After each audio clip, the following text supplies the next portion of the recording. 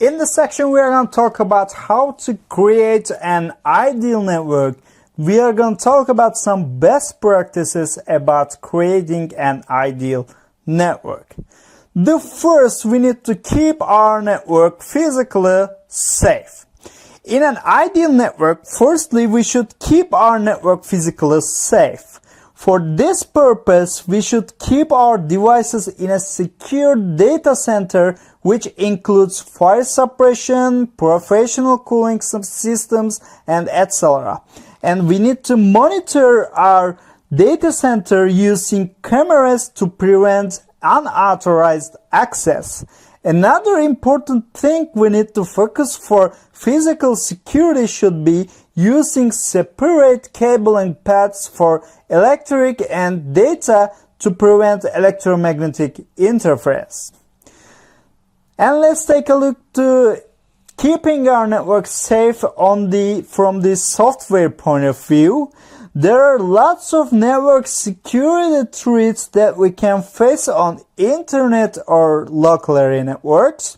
Common software threats are virus, worm, Trojan, malware, and etc.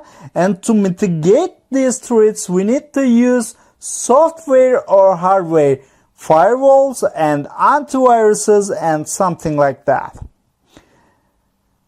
So from the password point of view, let's take a look how we can keep our network safe. Another important thing is to keep our network safe is using strong passwords.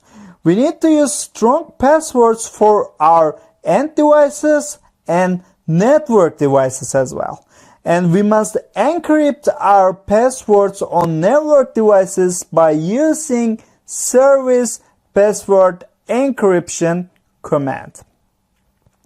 And let's take a look from the access point of view. Since SSH encrypts the remote connection session, we should use SSH instead of Telnet.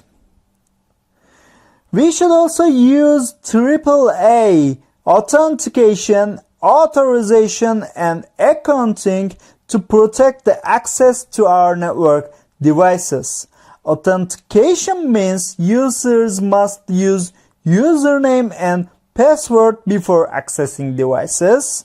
Authorization means we should authorize users with different levels, for example, an operator level or an admin level or something like that. And accounting means we need to record user accesses for device configuration chains. And in an ideal network, monitoring is a really important part today. We need to monitor device configuration chains, device interruptions, and network traffic with monitoring tools, and we need to receive emails from network monitoring softwares to be informed quickly. And let's take a look to prioritizing critical traffic. All traffics in our networks, guys, don't have the same importance.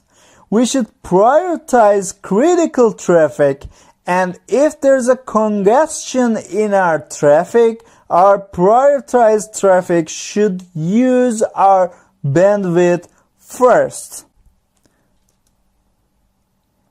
We should also use redundant devices and paths to mitigate the device hardware and the cabling problems. For example, let's say that if this device fails, the communication can go ahead by using this device. Or for example, if this cable fails, no problem again. We can go ahead our communication from this path or by using this path or something like that. For easy management and troubleshooting and efficient use of resources, we should use hierarchical design on our network. This design consists of 3 levels, and they are access layer, distribution layer, and the core layer. In access layer, This is the network of the end devices such as PCs, IP phones, printers, and some layer 2 switch and something like that. A distribution is the layer which manages individual branch of its wide array network connections, and the core layer is the layer which provides high-speed forwarding services to move packets between distribution layer devices in different regions of network.